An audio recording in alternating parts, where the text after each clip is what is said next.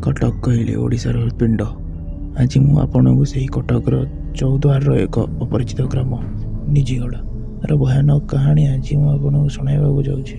निजीगढ़ अंधार आच्छन्न होता जंगल मध्य एक पुराणा और दूर दूरांतर ग्राम। एटी लोक मैंने आज अधिकांश कमती पोड़ी मोमबत्ती इत्यादि जाली कर ग्राम शेष एक बड़ आंब गछ। यह बाबद लोके कहते यही गछ तले जड़े प्रेतात्मा बास करे, जार मुह न थाए किंतु आवाज शुणा जाए। सबुजाक गाँव लोके यही कथा को मानती, किंतु गाँव सरकारी स्कूल मास्टर रवींद्र कहती एक सब कथा आज रोबोटिक जुगे लाजजनक।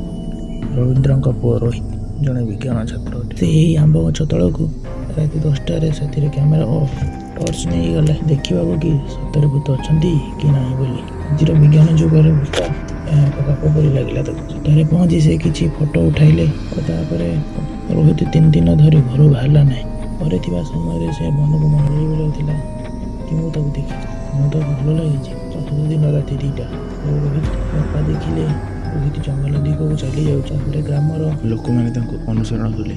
से देखिले से अंधार भितर से आंब गछ तले महिला परी एक आकृति पछक दी बसी। रोहित से महिला पाखे पहुँची कहला मुझे मो शेष समय हठात आकृति लुचिगला।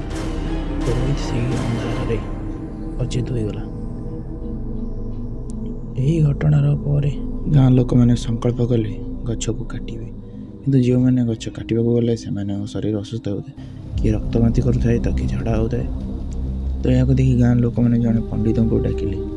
पंडित शुभ मुहूर्त नहीं गछ तले एक यज्ञ कले। रात्रि समय यज्ञ होता है। बहु बाधा विघ्न पर पंडित यज्ञ संपूर्ण कले। तेबे आरंभ है असाधारण अनुभूति। से प्रेतात्मा कहता है आई कही से चुप होगला। यज्ञ पर आज 7म दिन रात 10:30 गाँव जड़े साधारण झील मधुस्मिता अचानक तार आखि लाल होगला, शरीर जमीगला। से मन को मन फुसफुस करुए